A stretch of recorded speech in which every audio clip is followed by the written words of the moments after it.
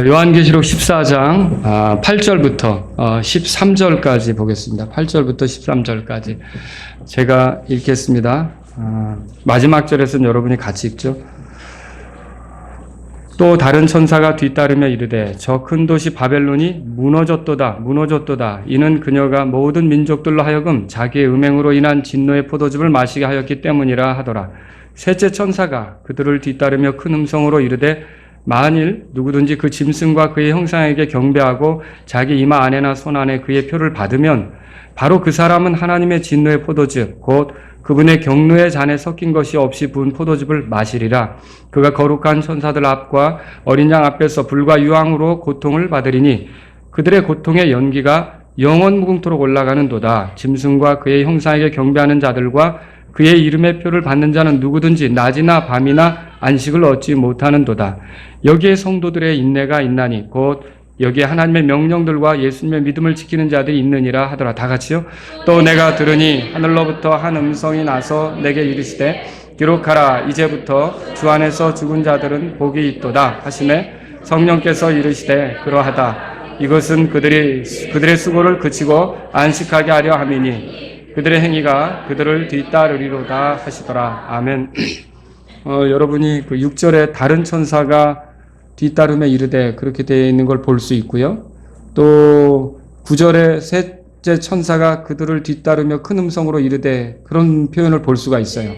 그 다음에 13절에 하늘로부터 한 음성이 나서 이르시되 이렇게 되는 거 찾으셨죠? 그래서 천사가 말하는 거, 그 다음에 하늘에서 큰 음성이 나는 거, 이런 것들이 이 본문에 나와요.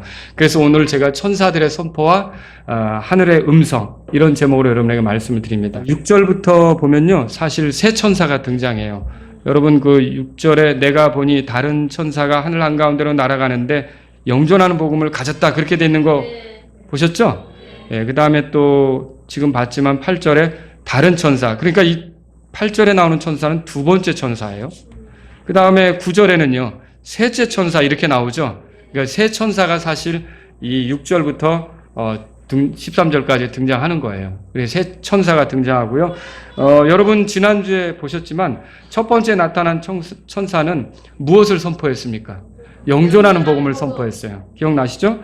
자, 우리는 그것에 대해서 지난 시간에 살펴봤고요. 오늘 우리는요, 둘째 천사, 셋째 천사, 이 천사들의 그 선포, 이걸 통해서 환란 시절에, 자, 보세요. 그 14만 4천 명도 시온산에 서 있고, 두 증인도 올라가 있고, 성도들은 뭐 이미 일찍 휴거돼서 올라가 있고, 그런 가운데 땅에 남아있는 사람들이 있을 거 아닙니까? 이 사람들의 운명은 어떻게 될 것인가? 이 사람들의 운명에 대해서 생각해 보려고 해요. 그래서 8절에서는 바빌론의 운명을 살펴보고요.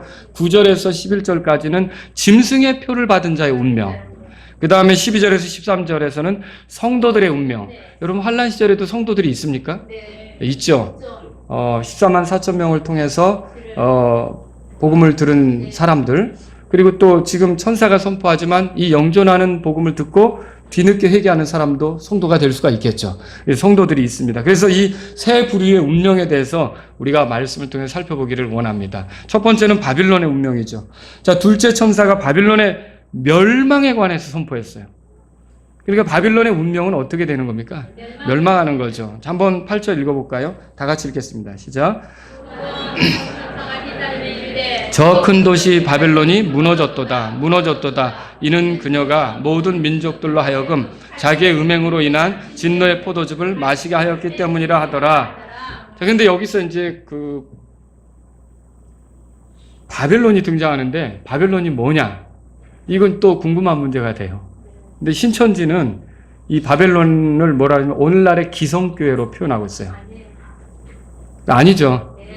이것은 그게 아닙니다. 우리가 이제 이거 말씀을 통해서 좀 잘 보겠습니다. 뭘 얘기하는 건지. 원래 바빌론이라고 하는 것은요, 고대 도시예요. 우상숭배가 극심했던 도시고요. 노아 홍수 이후에는 어떻게 했냐면 이 바빌론에 모여서 탑을 쌓기도 했어요. 그 탑이 뭐죠?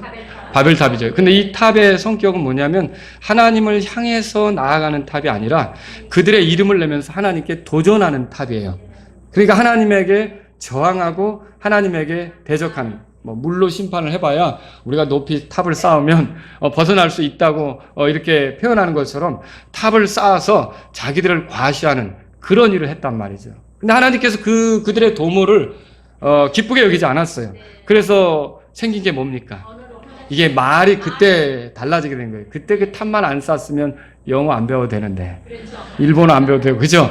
근데 그때 이제 하나님께서 다양한 언어로 사람들이 그 서로 의사소통이 안 되도록 만드신 거예요.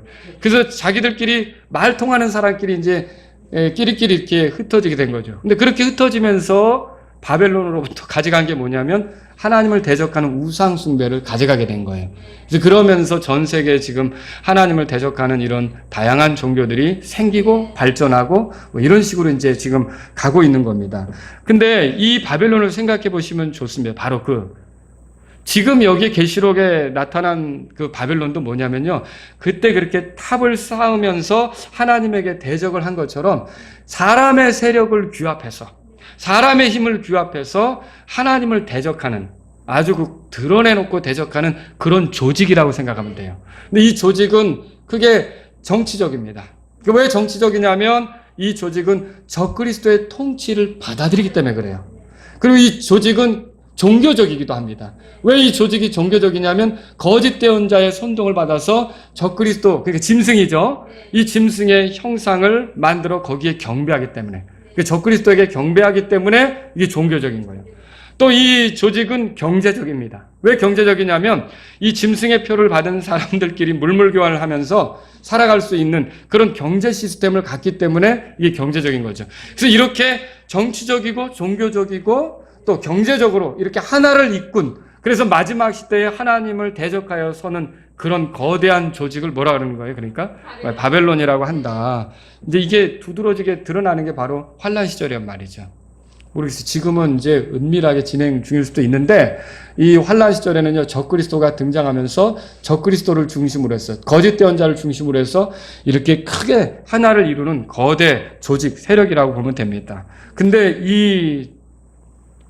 그런 그 바빌론의 운명에 대해서 뭐라 그러냐면 8절에 따라서 무너졌도다 무너졌도다. 보세요. 바벨탑이 무너져 내린 것처럼 사람이 수고해서 쌓아올린 것이 아무것도 아닌 것처럼 허물어졌잖아요. 그렇죠? 그런 것처럼 결국은 세상에 있는 이 바벨론 조직도 어떻게 된다는 거예요? 수포로 돌아간다. 아무것도 아니다. 헛되게 끝난다. 이걸 얘기하는 거죠. 무너졌도다 무너졌도다 이렇게 반복이 되는 건 바벨론이 반드시 멸망한다는 선고예요. 여러분, 우리가 성경에서 읽을 때 진실로 진실로 내가 내게 이르노니 이렇게 하는 표현이 있잖아요. 이 진실로가 거듭 강조되는 것은 진짜 확고하게 그 주님께서 진리를 표현할 때 쓰는 거잖아요. 여기서 무너졌도다 무너졌다 이렇게 반복되는 것은요, 멸망이 확실하다는 거죠. 바벨론 조직은 멸망이 확실한 거예요. 그런데 바벨론이 멸망하는 이유가 뭡니까? 8절을 보시면요. 한번 8절 읽어보죠. 시작. 또 다른 천사가 뒤따르며 저 큰 도시 바벨론이 무너졌도다 무너졌도다. 이는 그녀가 모든 민족들로 하여금 자기의 음행으로 인한 진노의 포도즙을 마시게 하였기 때문이라. 음행이 등장해요. 그게 사실 바벨론이 음행을 선동한 거고요. 사람들로 하여금 음행에 빠지게 한 거란 말이죠. 그럼 여기서 말하는 거는 이 바벨론 조직이 그냥 인간사의 창녀 집단인가? 그게 아니고요. 이게 정말 정치적으로는 우리가 그리스도의 통치를 받아야 되는 거 아닙니까? 근데 곁길로 가는 거죠. 종교적으로는 우리가 하나님을 섬겨야 되는 거 아닙니까? 그런데 이 곁길로 가는 거죠. 경제적으로 우리가 하나님의 은혜로 살아야 되는 거 아닙니까? 근데 곁길로 가는 거예요. 그래서 여러분 계시록 4장에 보세요. 오늘 아침에 제가 기도할 때도 이 구절을 들었는데 11절 보세요. 11절 다 같이 읽어보겠습니다. 11절 시작. 오 주여, 주는 영광과 존귀와 권능을 받기 합당하시오니 주께서 모든 것을 창조하셨고 또 그것들이 주를 기쁘게 하려고 존재하며 창조되었나이다 하더라. 오늘 아침에 대표 기도하실 때 이 구절이 나오더라고요. 근데 여기 보세요. 사람이 왜 창조되었는가? 주를 기쁘게 하려고. 그러면 여러분, 주를 기쁘게 하려고 존재하고 모든 걸 주님이 창조하셨으니까 주인은 누구예요? 하나님이시죠. 그러면 사람의 본분은 뭘까요? 하나님을 섬기는 거예요. 하나님께 경배하는 거예요. 하나님의 은혜 속에 살아가는 거죠. 근데 이 하나님에게 등 돌리는 거예요. 예를 들면 자, 결혼을 통해서 남편과 아내가 형성이 됐어요. 그러면 아내는 뭐 다른 남자들에게도 물론 친절을 해야겠죠. 예를 들어서 내가 공무원에서 일하는 관공서에서 동사무소에서 일하는 여자인데 내가 다른 남자들에게 떽떽거리면 되겠어요? 안 되죠. 친절하게 해야죠. 그러나 정말 내 마음을 집중하고 내가 애정을 쏟고 최선을 다해야 될 대상은 누구죠? 남편이죠. 그런 것처럼 우리가 하나님에서 만들어졌기 때문에 우리는 하나님께 집중을 해야 되는 거예요. 하나님께 경배를 돌리고 하나님을 섬기는 일에 최선을 다해야 되는 거죠. 근데 이걸 안 한다. 이게 바로 음행이에요. 그러니까 외도하는 여자처럼 엉뚱한 남자에게 신경 쓰는 것처럼 사람이 만든 가증한 우상 숭배 이런 거에 마음 빼앗겨서 하나님을 섬기는 데서 멀어지는 거, 이걸 이제 음행이라고 할 수 있는 거죠. 근데 이 바벨론 조직이 그 음행을 부추긴 거예요. 결국 이런 음행은 하나님의 진노를 불러일으키는데요. 이스라엘 역사만 봐도 알 수 있잖아요. 사사기 읽어보신 적 있죠? 이 사사기 읽어보면 이스라엘 백성이 하나님의 은혜 속에 잘 살다가도 배부르니까 우상을 섬기죠. 그럼 하나님께서 그들을 향해 진노하시잖아요. 그 진노 속에서 건지기 위해서 사사가 또 등장하는 거고, 또 사사로 인해 좋아지면 또 다시 우상을 섬기고, 이게 반복되잖아요. 자, 이런 일들이 있었던 거죠. 그래서 이스라엘 역사 속에서도요, 하나님께서 이런 영적 음행에 대해서는 진노하셨던 거예요. 그런데 이 8절은, 계시록 14장 8절은 어떤 성격이 있느냐?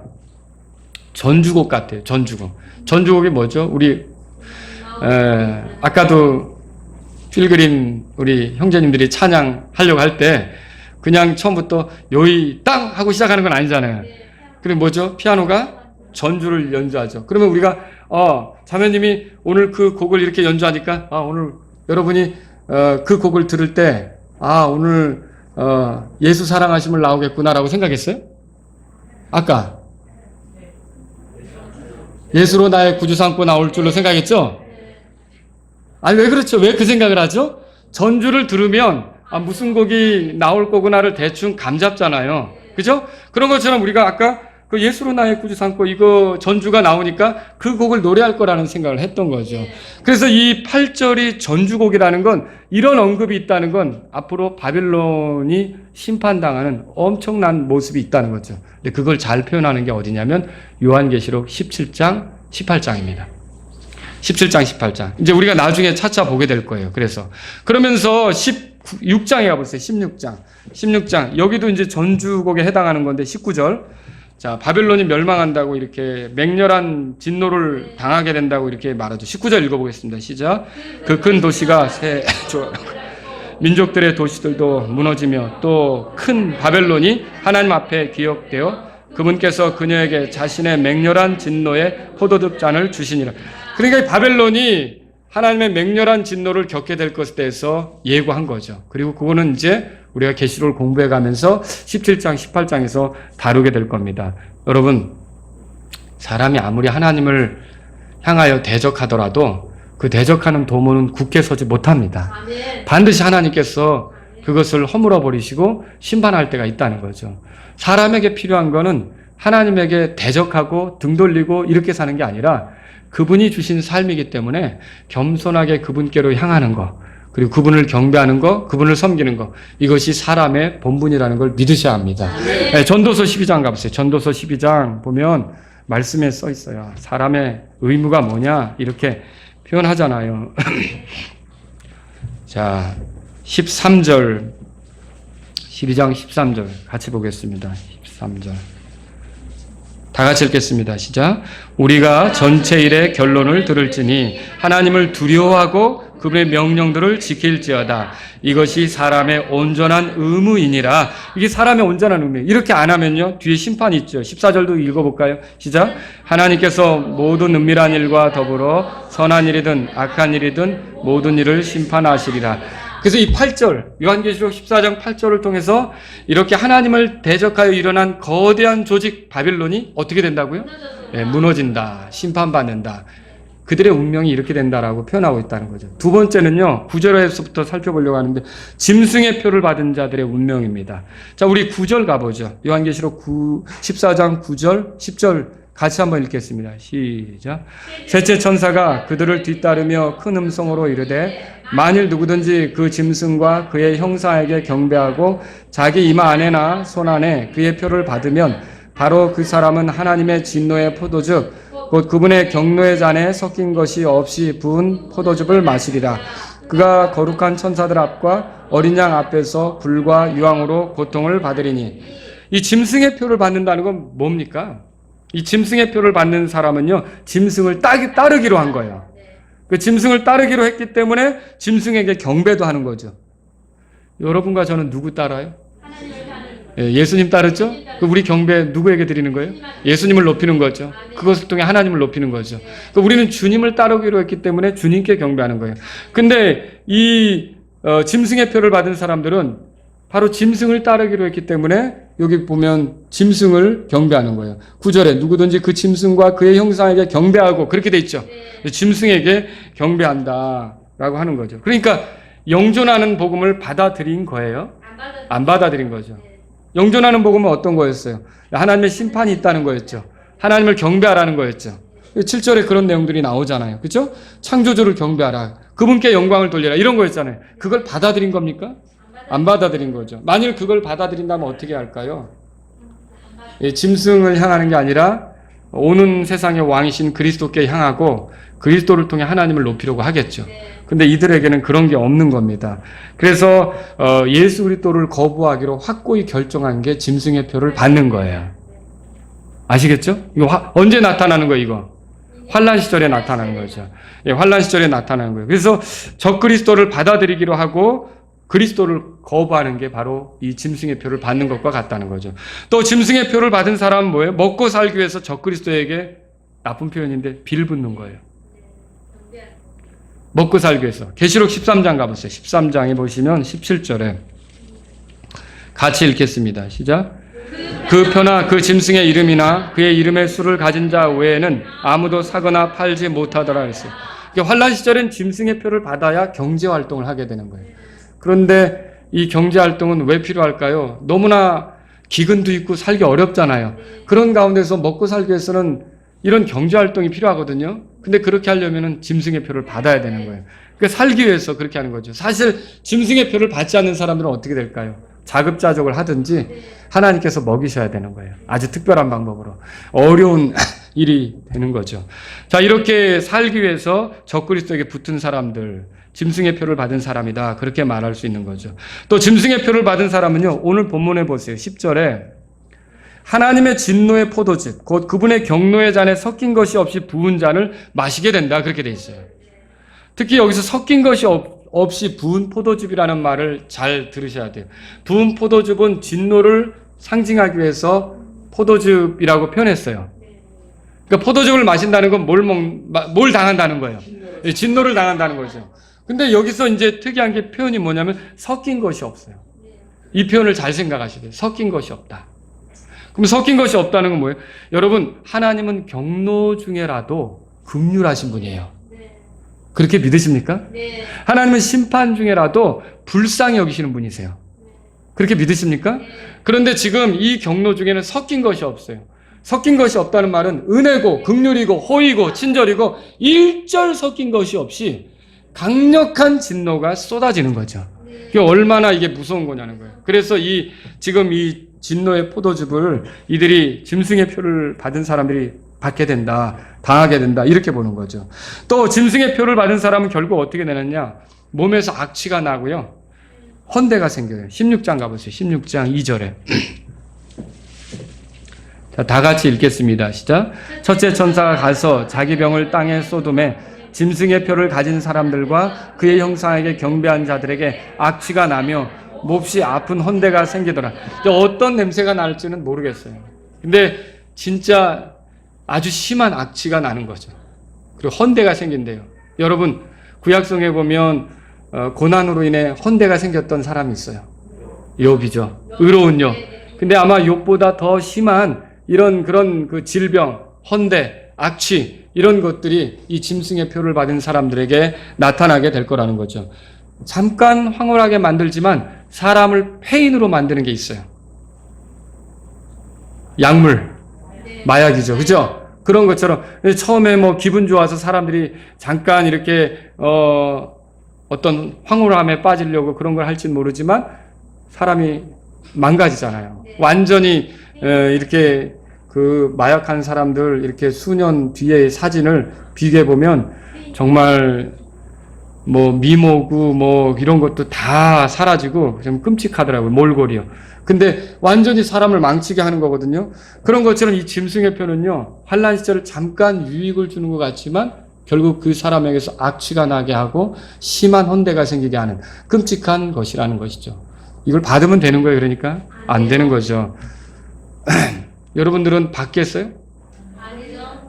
이거 저희들하고 상관없어요, 사실. 예, 우리는 올라가 버렸어요. 네, 우리는 공중에서 주님과 함께 이제 만나고 하늘에 있을 것이기 때문에. 그렇죠? 자, 짐승의 표를 받은 사람은 어떻게 되느냐? 마치 허기진 배를 채우기 위해 장자권을 팔아넘긴 에서처럼 구는 거예요. 에서가 나중에 눈물을 흘리며 염려하고 뜻을 이제 돌이킬 곳을 찾았지만 찾았습니까? 못 찾았다고 성경에 써 있죠. 장자권을 영원히 잃어버렸어요. 그 장자권 누가 차지한 거예요? 그러니까 야곱이 차지했죠. 근데 왜 이랬어요? 아니, 배가 고프다고 팥죽 한 그릇에 장자권을 그렇게 팔아넘겼어요. 에서가 형인데. 근데 그 장자권에는 뭐가 들어있는데요? 하나님의 약속이 들어있잖아요. 그리스도께서 오신다는 그런 그 시에 관한 약속이 들어있잖아요. 영적인 것이 들어있다고요. 그런데 그것을 이 배고프다고 쉽게 팔아넘긴 거죠. 그래서 야곱이 복받은 거 아닙니까? 야곱의 아들들이 이스라엘 민족이 되는 거고. 자, 그럼 여러분 환란 시절에 이렇게 짐승의 표를 받는 게 꼭 장자권을 파축 한 그릇에 팔아넘기는 것 같아요. 그래서 어떠냐면 이 짐승의 표를 받는 사람들은 야곱은 장자권을 잃어버렸지만 이 사람들은 어떻게 되냐면 하나님의 자녀로서 살 수 있는 기회를 완전히 잃어버리는 거예요. 그러니까 구원 받을 수 있어요? 예, 구원 받을 수 없다는 거죠. 이게 문제예요. 짐승의 표를 받은 사람은 첫째 부활에도 참여하지 못해요. 계시록 20장 가보세요. 계시록 20장.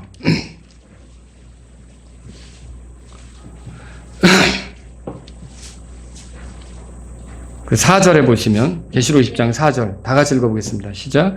또 내가 보니 왕자들과 그것들 위에 앉은 자들이 있는데 그들에게 심판이 맡겨졌더라. 또 내가 보니 예수님의 증언과 하나님의 말씀으로 인하여 목배인 자들의 혼들이 있는데 그들은 짐승과 그의 형상에게 경배하지도 아니하고 자기들의 이마 위에나 손 안에 짐승의 표를 받지도 아니한 자들이더라. 그들이 살아서 그리스도와 함께 1000년 동안 통치하되 5절 그 나머지 죽은 자들은 그 1000년이 끝날 때까지 다시 살지 못하였더라. 이것은 첫째 부활이니라. 이 환란 시절에 그 하늘에는 그 우리처럼 휴거되지는 않았지만 남아 있다가 14만 4천 명에게 들었든지 두 증인에게 들었든지 아니면 천사가 전하는 영존하는 복음을 들었든지 이렇게 해서 이제 짐승의 표를 받지 않기로 한 사람들은 목배임을 당할 수도 있는 거예요. 근데 그들이 그 순교로 그냥 끝나는 게 아니라 이 성경 구절을 보면 그들이 살아서 1000년 동안 그리스도와 함께 통치한다고 돼 있어요. 이게 1000년 동안 통치하는데 이게 천년왕국이죠. 이게 지상에서 그리스도가 통치할 왕국이 이루어지는 거예요. 그런데 이 부활을 이들이 살아서 죽었는데 목배임을 당했는데 살아서 통치하는데 이게 살아나는 게 첫째 부활이란 말이에요. 여러분도 첫째 부활에 참여하십니까? 우리도 참여해요. 예, 그리스도께서 부활의 첫 열매죠. 예, 그리스도와 함께 우리도 어떻게 보면 진짜 우리가 추수되는 거죠. 그리고 이 환란 시절에 겪었던 그 순교자들 이런 사람들이 부활하는 것은 마치 이삭 줍는 것 같은. 그래서 다 첫째 부활이에요. 첫째 부활. 그러나 짐승의 표를 받은 사람들은 첫째 부활에 참여합니까? 안 되죠. 그러면 그들은 어떻게 된다는 거예요? 이 5절에 보니까 죽은 자들은 1000년이 끝날 때까지 다시 살지 못한다 그랬고요. 둘째 사망이 오히려 지배해요. 6절 읽어보실래요? 6절 시작. 첫째 부활에 참여하는 자는 복이 있고 거룩하도다. 둘째 사망이 그들을 다스릴 권능을 갖지 못하고 도리어 그들이 하나님과 그리스도의 제사장이 되어 1000년 동안 그분과 함께 통치하리로다. 이 둘째 사망이 나와요. 그러니까 이게 단지 목숨을 잃는 것뿐만 아니라 영원히 불의 호수에서 고통받는 그런 것들이 있게 된다라고 하는 것이죠. 여러분, 그래서 셋째 천사가 짐승의 표를 받은 자들에 대해서 선포하는 건 뭐냐면 그들에게 하나님의 진노가 있고 화가 있다는 것을 선포한 거죠. 이 셋째 천사가 선포한 것은 땅에 남아있는 자들에 관한 선포죠. 바로 이 시기가 땅에 남아있는 자들의 운명이 영원히 결정되는 시기입니다. 그러니까 영존하는 복음을 듣고 창조주 하나님께 경배할 것인지, 아니면 거짓 대언자의 선동을 받아서 적그리스도 짐승에게 경배할 것인지, 그죠? 이제 그 진짜 그리스도, 앞으로 오는 왕 그리스도, 그분을 생각하며 그분에 의해서 하나님께 영광을 돌리며 살 것인지, 아니면 이제 그 거짓 그리스도, 적그리스도죠. 적그리스도를 따르면서 그를 추종할 것인지, 이거를 결정하는 게 바로 이 시기에 일어나는 거라는 거죠. 짐승의 표를 받는다는 것은 그래서 영원히 하나님으로부터 돌아선다는 뜻이에요. 그들의 11절에 보세요. 그들의 고통의 연기가 영원 무궁토록 올라간다고 돼 있죠. 낮이나 밤이나 안식을 얻지 못한다고 돼 있죠. 이런 일들이 그들에게 있는 거예요. 그러면 그들의 고통은 왜 중단되지 않을까요? 영원한데. 이 사람들이 이런 거예요. 거짓된 것을 따르는 데서 중단하고 돌이켰다면 좋았겠죠. 근데 중단하지 않고 고집 부리며 간 거 아닙니까?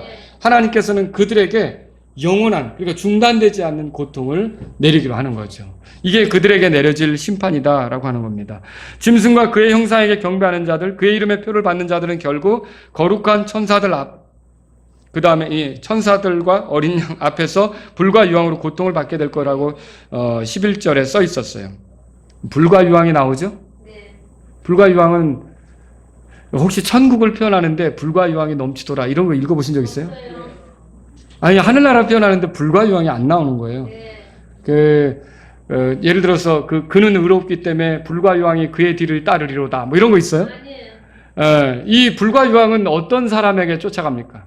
죄인들에게. 하나님의 진노의 표시예요, 불과 유황이라는 건. 그래서 시편 11편 6절에 그분께서 사악한 자들에게 올가미와 불과 유황과 무서운 폭풍을 비같이 내리시리니 이것이 그들의 잔의 몫이 되리로다, 그렇게 써 있어요. 소돔과 고모라가 멸망할 때도 등장했던 건 뭐예요? 불과 유황이죠. 누가복음 17장 29절에 써 있죠. 사탄과, 여러분 계시록 찾으셨으니까 20장 보세요. 20장 10절에 여기 세 존재가 다 나와요. 마귀, 사탄 삼위일체, 마귀, 짐승, 거짓 대언자 다 나오죠. 10절 다 같이 읽겠습니다. 시작. 또 그들을 속인 마귀가 불과 유황 호수에 곧 그 짐승과 거짓 대언자가 있는 곳에 던져져서 영원 무궁토록 밤낮으로 고통을 받으리라. 결국 환난 시절에 더 편하기 위해서 짐승의 표를 받은 자들은 불과 유황으로 고통을 받는다는 거죠. 본래 이 불과 유황, 이거 영존하는 불은요, 마귀들을 위해 준비된 건데, 마귀들의 그 영향을 받아서 그리스도께 등 돌리고 살아간 사람들이 다 같이 거기에 들어가는 거예요. 그러니까 짐승의 표를 받은 사람들이 다 들어가는 거죠. 여러분, 이 밤이나 낮이나 고통이 끊어지지 않는데, 여기 보니까 그들의 고통의 연기가 영원 무궁토록 올라간다고 돼 있죠. 그럼 요거는 뭐 일시적인 고통인 것 같습니까? 아니죠. 영원한 고통을 얘기하죠. 제가 여기서 이단에 대해서 한마디 말씀을 드려야겠어요. 여호와 증인 아시죠? 여호와 증인이 이단인 이유가 여기 있어요. 여호와 증인은 들어보세요. 영원한 고초를 당하는 지옥불은 없다고 가르칩니다. 자, 시온의 파수대 1882년 6월호 이 영문으로 되어 있는 건데요. 이게 지금 여호와 증인 홈페이지에 나온 글을 그대로 읽어드리는 거예요. 킹제임스 성경 로마서 6장 23절을 인용하여 뭐라 그랬냐면요. 제목이 이렇게 써 있어요. 그 파수대의 글 중에 죄의 싹은 사망이다. 자, 맞아요, 틀려요? 그 제목은 맞죠. 죄의 싹은 사망이다, 맞죠. 그게 파수대에 나온 거예요. 그러니까 우리가 그런 것만 보면 기독교인들도 그렇지, 성경에 나오니까 이렇게 혹할 수가 있죠. 근데 그 글을 읽어 내려가면 어떻게 풀어지느냐면 죄의 싹은 사망이다라고 정하고 이렇게 기술했는데 뭐라 그랬냐면 이 얼마나 간단 명료한 진술입니까? 그 글을 그대로 옮긴 거예요. 이거 여호와 증인의 홈페이지에 나온 거예요.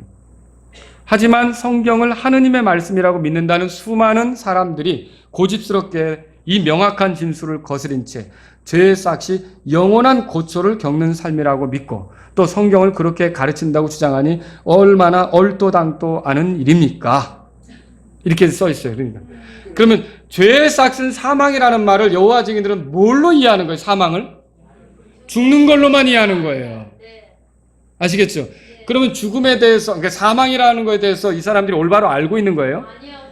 사망이란 말의 뜻은 헬라 말 자체가 어떤 의미냐면 분리라고 그랬잖아요. 네. 죽음도 사망이 되죠. 네. 근데 성경이 말하는 심판의 사망은 뭐예요? 하나님과 분리 아닙니까? 하나님하고 영원히 분리되는 게 뭐예요? 불의 호수에 들어가서 영원히 죄값을 치르고 고통받는 거 아닙니까? 근데 그래서 성경은 뭐라고 얘기하냐면 둘째 사망이라고 친절하게 언급까지도 하고 있어요. 근데 이걸 믿는 거예요? 안 믿는 거죠. 계시록 21장 그 뒤에 보세요. 계시록 20장 찾으셨으니까 8절에 보세요. 8절 다 같이 읽겠습니다. 시작. 그러나 두려워하는 자들과 믿지 않는 자들과 가증한 자들과 살인자들과 음행을 일삼는 자들과 마법사들과 우생 숭배자들과 모든 거짓말장이들은 불과 유황으로 타는 호수에서 자기 몫을 받으리니 이것이 둘째 사망이다. 그렇게 돼 있죠. 성경은 불과 유황으로 타는 지옥불의 고초, 영원한 고초를 말하고 있습니까? 말하고 있어요. 근데 여호와 증인들은 이런 게 없는 거예요. 그러니까 그 사람들이 죽으면 그만이니까 구원받을 필요도 못 느끼는 거죠. 그럼 왜 이렇게 이 사람들이 이런 얘기를 할까요? 예? 왜 이런 식으로 갈까요? 하나님에 대해서도 삐딱하게 본 거예요. 그러니까 눈이 좋아야 되는 거죠. 똑바로 봐야 되는데 이 여호와 증인이 믿는 하나님은 사랑의 하나님이에요. 여러분 사랑의 하나님 믿으세요? 안 믿으세요? 사랑의 하나님 믿으시죠? 하나님 사랑이시죠. 그죠? 우리를 사랑으로 대하시죠. 그 사랑이 어디서 나타났어요? 십자가에서 나타났죠. 예수님이 우리 죄 때문에 죽으신 것이 하나님의 사랑의 표현 아닙니까?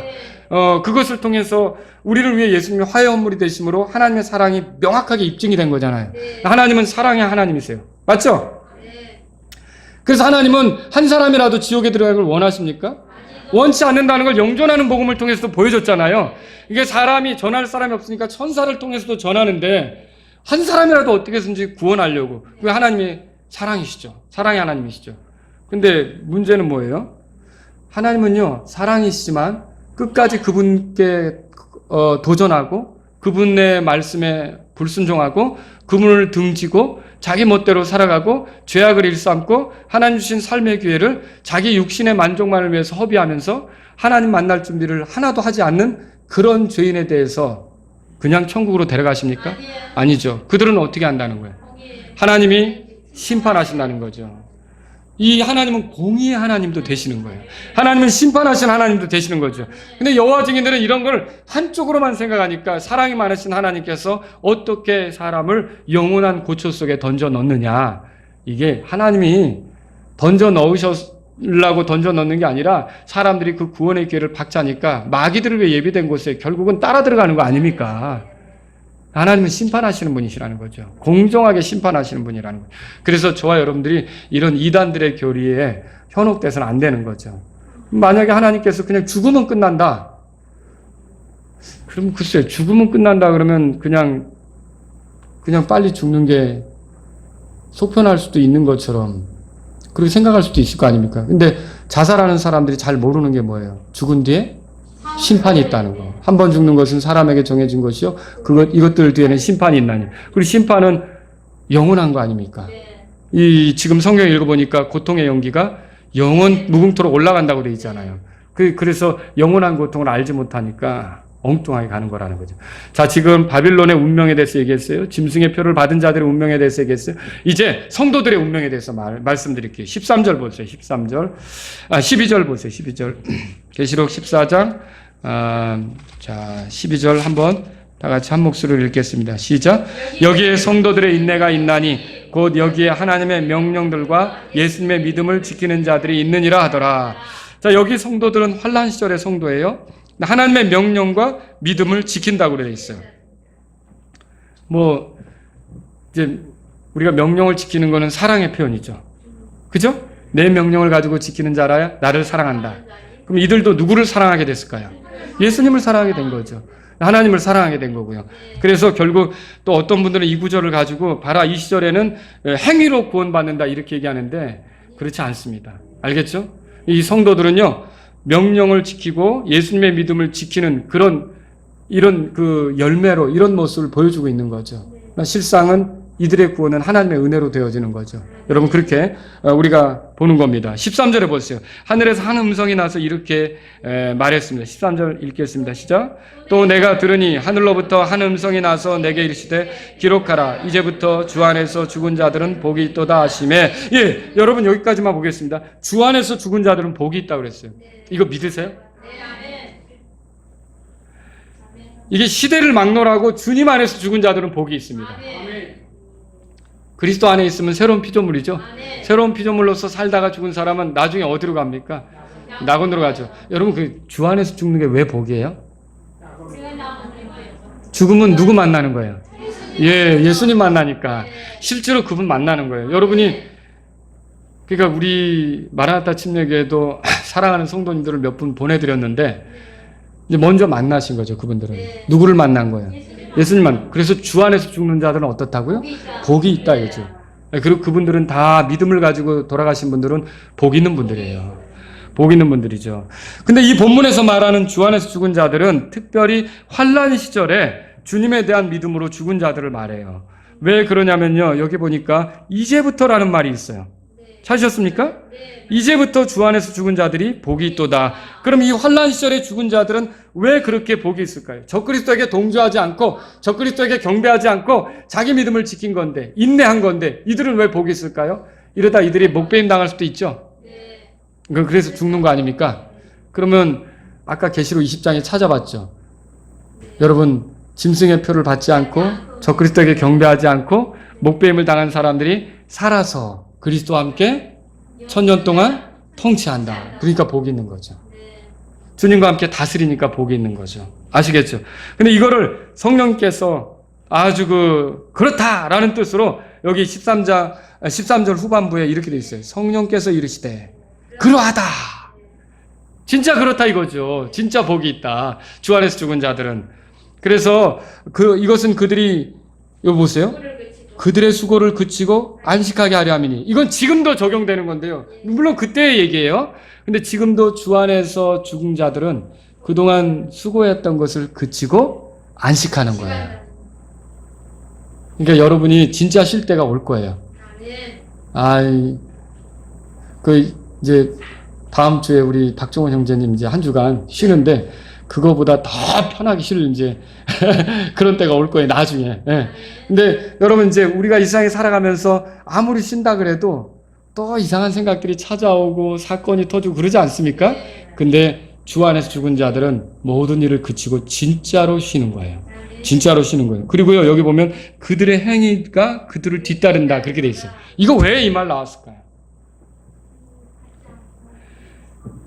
여러분, 우리가 죽으면 따라오는 게 있대요. 뭐가 따라가는 거예요? 행위가 따라가는 거죠. 이건 뭐예요? 그냥 그리스도를 살다가 죽어서 천국간으로 끝난 것이 아니라 행위가 따라가는데 그들이 구원받은 이후로 주 안에서 어떻게 살았는지 행위를 가지고 가게 되는 거예요. 그래서 그 행위로 결국은 결산복을 하고 그리스도의 심판석에서는 보상까지 받게 되는 거죠. 그러니까 여러분 주 안에서 죽는 것은 보상으로 더 가까이 나아가는 거예요. 그러니까 얼마나 복된 겁니까? 그죠? 여러분 우리가 예수 믿고 세상을 떠난다는 건 큰 복이라는 것을 믿으셔야 하는 겁니다. 우리가 행한 수고, 구원받지 못하고 한 그런 수고는요, 열심히 해봐야 더러운 누더기 같은 것이라서 그 의가 더러운 누더기 같은 것이라서 하나님이 기억도 안 하십니다. 그러나 어때요? 우리가 예수님 믿고 순종하는 뜻으로 주님 말씀대로 살아간 것은 주님이 기억하신다는 거예요. 그렇게 행동한 것은 기억하신다는 거죠. 자, 우리는 지금까지 환난 시절에 땅에 있게 될 사람들의 운명을 보았어요. 적그리스도의 조직은 무너질 거예요. 바벨론은 무너질 거예요. 짐승의 표를 받은 사람들은 영원한 고초의 형벌이 주어질 거예요. 영원히 멸망할 거죠. 그러니까 짐승의 표를 받으면 구원받을 기회가 있는 거예요, 없는 거예요? 없는 거죠. 그 다음에 믿음과 인내로 자신을 지키는 성도들은 복을 누리게 될 거예요. 특히 순교한 사람들은 주님과 함께 있을 것이고 보상이 따라오기 때문에 복을 누리는 거죠. 여러분이 사실 목사님 짐승의 표가 바코드입니까? 뭡니까? 막 물어볼 수도 있는데 이거는 환난 시절에 가면 정확하게 나타나요.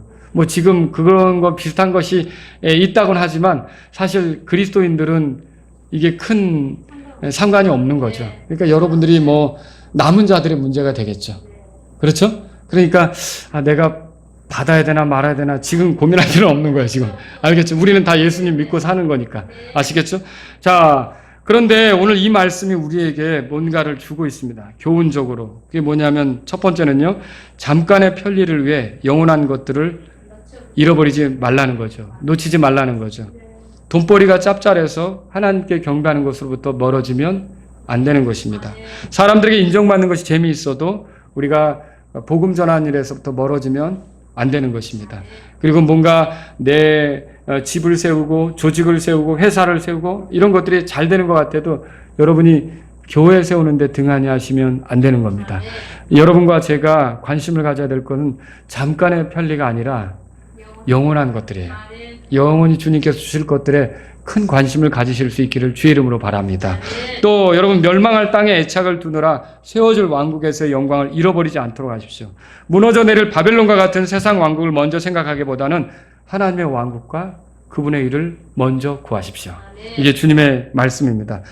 제가 또 직장 생활도 하지 말고 또 학교도 다니지 말고 그 얘기하는 거 아닙니다. 우리는 할 걸 해야 되는 거예요. 그러나 우리의 우선순위에 있어서 맨 앞에는 하나님의 왕국과 그분의 의가 있어야 되는 거죠. 여러분 그렇게 믿으십니까? 그분의 것을 추구해야 되는 거죠. 그래서 그분을 더 가까이 하고 주님을 더 가까이 하고 주님을 맞이하기 위한 삶으로 나가는 것이 우리에게 필요하다는 것입니다. 또 세 번째로 하나님의 사랑만 생각하고 하나님의 공의는 놓치지 마시기 바랍니다. 사랑의 하나님이시지만 하나님의 진노의 포도즙이 마련되어 있어요.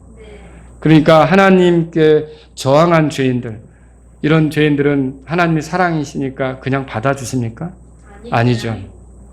아니죠. 이게 죽기만 하는 겁니까? 아니 죽기만 하면 후련할지도 모르죠. 그죠? 어차피 힘든 세상. 근데 죽는 것으로 끝나는 게 아니에요. 이게 뭐예요? 영원한 고초가 있어요. 여호와 증인들이 잘못 짚었어요. 그래서 참 안타까운 거죠. 영원한 형벌이 있단 말이에요. 그래서 어떻게 됩니까? 바로 그 형벌에 이르기 전에 지금이 회개할 때고 지금이 예수님께로 돌아와야 될 때라는 거죠. 그래서 한쪽으로만 여러분이 하나님에 대해서 알면 안 되는 것이란 말입니다.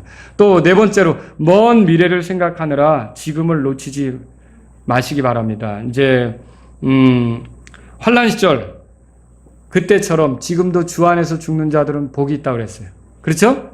성도들의 죽음은 존귀하다는 말씀도 있어요. 주의 눈앞에서. 읽어보신 적 있죠? 여러분 우리는 환난 시절의 성도들도 그 죽음이 복이 되지만 저희들도 주님과 함께 이렇게 살아가면서 자기를 잃어버리고 내려놓는 거 있잖아요.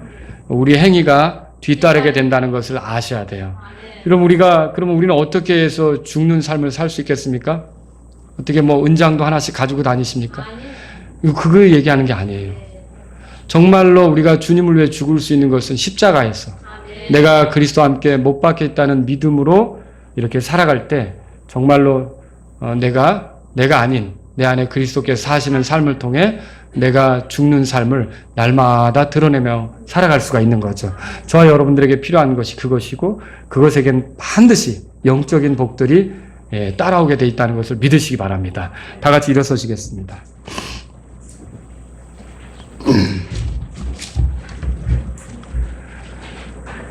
우리 시절에 우리는 적그리스도가 누군지 알 수 없습니다. 적그리스도에게 마음 빼앗기기 전에 먼저 우리 마음을 그리스도께 드리지 않겠습니까? 여러분은 그리스도께 자신의 삶을 드렸습니까? 오늘 멸망할 세상 왕국을 위해 헌신하기보다 오시는 왕 그리스도의 왕국을 위해 헌신하고자 하는 분이 있습니까? 저는 잠깐 인생을 살게 되었지만 오시는 주님 예수 그리스도 나의 구원자 주님 맞이할 마음으로 모든 것을 거기에 맞추어서 살기를 원합니다. 이런 분들이 있다면 이 시간 주님 앞에 나아가십시오. 잠깐 편한 삶을 위해 소중한 것을 잃어버리기보다 좀 불편해도 인내와 믿음을 보이면서 영원한 영광을 얻고자 나아가겠습니다. 이런 분들이 있다면 주님 앞에 나아가십시오. 죄인의 영원한 운명은 단지 죽음이 아니라 영원한 고초를 당하는 장소로 가는 것을 믿고 하나님의 심판을 심각하게 받아들이며 예수 그리스도를 통해 회개하실 분이 있다면 이 시간 주님 앞에 나아가십시오. 삶이 고단해도 하나님의 명령들을 지키고 믿음을 지키고자 한다면 이 시간 주님 앞에 나아가십시오. 도와주십시오. 주님, 세상이 어선해도 믿음을 지키며 주님 바라보고 갈 수 있도록 도와주십시오. 주님, 여러분 기도하시기 바랍니다.